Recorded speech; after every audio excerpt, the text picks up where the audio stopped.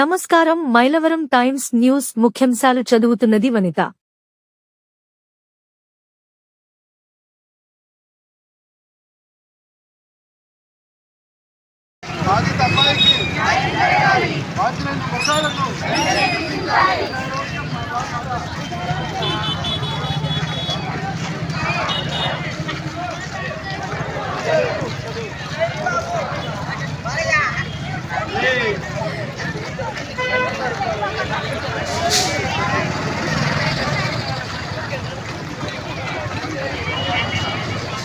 గత వారం రోజుల నుంచి కలకత్తాలోని ఒక ఆర్జికర్ మెడికల్ కాలేజ్లో ఒక విద్యార్థిని పీజీ చదువుతున్న విద్యార్థిని అందరూ కలిసి బలాత్కారం చేశామని చెప్పేసి రిపోర్టులో వచ్చింది. కానీ అది బలాత్కారం అయితే కాదు, హత్య చేశారు. అది హత్య చేసిన తర్వాత అది మాఫీ అవ్వటానికి ఆ కాలేజ్ ప్రిన్సిపాల్, చైర్మన్ అండ్ అక్కడ లోకల్గా ఉన్నటువంటి పొలిటీషియన్స్ అందరూ కలిసి అమ్మాయిని సెక్స్ రాకెట్ అలాగే డ్రగ్స్ రాకెట్స్ బయటికి రానికుండా ఉండటానికి అమ్మాయికి ఆ విషయం తెలుస్తుంది అని చెప్పేసి వ్యతిరేకిస్తుందని చెప్పేసి అందరూ కలిసి హత్య చేయడం అనేది జరిగింది. అమ్మాయిని హత్య చేసిన తర్వాత ఆ అమ్మాయి సెక్సువల్గా ఇట్లా రేప్ చేయబడింది అని చెప్పేసి ఆ అమ్మాయిని మళ్ళీ రేప్ చేశారు. చనిపోయిన అమ్మాయిని రేప్ చేసి అమ్మాయి సెమన్ ఇలా వస్తుంది అని చెప్పేసి రేపు దాన్ని నిర్ధారించడం జరిగింది. ఇదంతా కూడా తప్పు. అక్కడ ఉన్నటువంటి ప్రభుత్వాలు కూడా మమతా బెనర్జీ గారితో సహా ఆవిడ ఇప్పటికీ ఏమీ తేల్చలేకపోయారు. కాబట్టి దీన్ని మేము ఖండిస్తున్నాము. వాళ్ళందరూ ఆపేస్తే దేశం మొత్తం ఎలా ఉందో కూడా మనం గమనిస్తున్నాం. కాబట్టి ఇలాంటివి జరగకుండా మళ్ళీ పునరావృతం కాకుండా మనం జరగాలంటే చూడాలంటే ఇలాంటివి ఖండించాలి.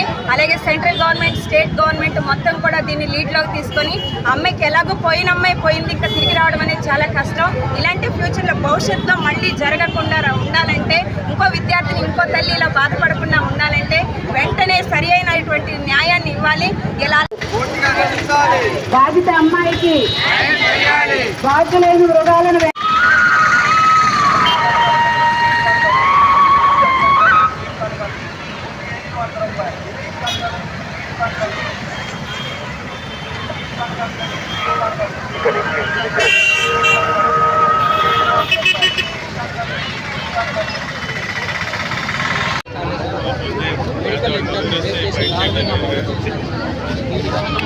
నిజాలను నిర్ధారించడానికి మన న్యాయ వ్యవస్థకు 10 రోజులు టైం సరిపోతుంది.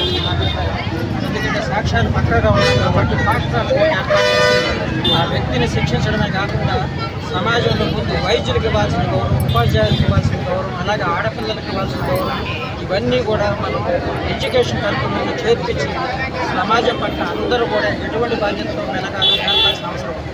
అలాగే తల్లిదండ్రులు కూడా వాళ్ళ పిల్లలకు బాధ్యత తీసుకొని సొసైటీలో ఎలా నడవాలి, ఆడపిల్లల పట్ల ఎలా ఉండాలి, ఎటువంటి హీనమైనటువంటి నేరాలకు, హీనమైనటువంటి అలవాట్లకు దూరంగా ఉండాలనేది నేర్పే బాధ్యత తల్లిదండ్రులు తీసుకోవాలని ఈ సందర్భంగా నేను కోరుకుంటున్నాను.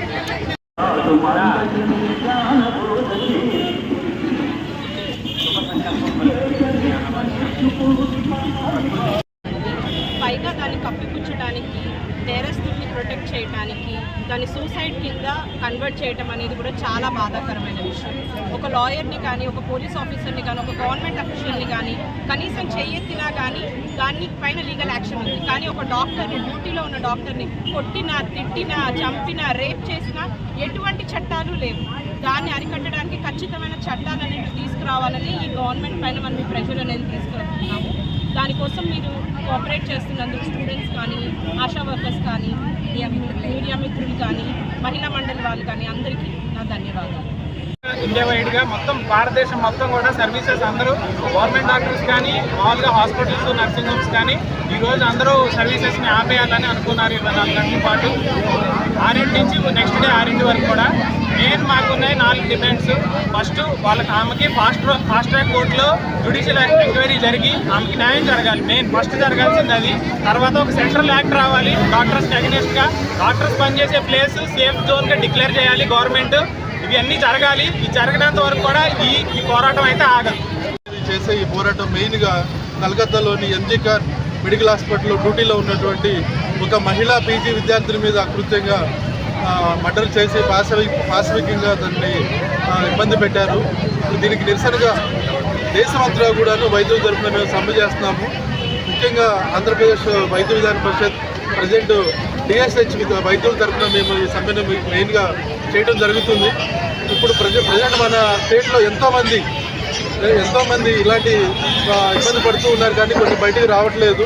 ప్రతి హాస్పిటల్లో కూడాను మేము ఆంధ్రప్రదేశ్ గవర్నమెంట్ని విన్నవించుకునేది ప్రతి హాస్పిటల్లో కూడాను పనిచేసే మహిళా ఉద్యోగులు, డాక్టర్లు కానీ స్టాఫ్ కానీ అందరికీ కూడాను తగిన బాధ్యత తగిన వాళ్ళకి సెక్యూరిటీ విధించే విధంగా గవర్నమెంట్ బాధ్యత తీసుకోవాలి. దానికి కావాల్సిన చట్టాలను విధి విధానాలను రూపొందించి ఫ్యూచర్లో ఎలాంటి ప్రాబ్లం రాకుండా కంపల్సరీగా ప్రతి హాస్పిటల్లోనూ, ప్రతి మెడికల్ కాలేజీలోనూ, ప్రతి చిన్న సబ్ సెంటర్లో కూడా ఎక్కడ ఎటువంటి ఇబ్బంది రాకుండా గవర్నమెంట్ తగిన చర్యలు తీసుకొని అందరినీ కాపాడాలని, ఇలాంటి చర్యలు పునరావృతంగా కాకుండా చూడాలని. ఆన్ డ్యూటీ ఫీమేల్ డాక్టర్ మీద అసాల్ట్ అండ్ మర్డర్ జరిగింది. సో దాని మీద అంతా చేయడం జరుగుతుంది. సో ఆన్ డ్యూటీ పోలీస్ మీద ఏమన్నా అసాల్ట్స్ ఇలాంటివి జరుగుతుంటే వాటికి సంబంధించిన చట్టాలు అనేవి ఉన్నాయి. మేము కూడా ఈ డిమాండ్స్ ఎందుకు చేస్తున్నామంటే మాకు ఏమైనా బిల్స్ అవన్నీ తీసుకొచ్చి కొత్త లాస్ ఏమైనా ప్రపోజ్ చేస్తారు అనేది ఈ నీడ్ జస్టిస్ కోసం చేస్తున్నారు.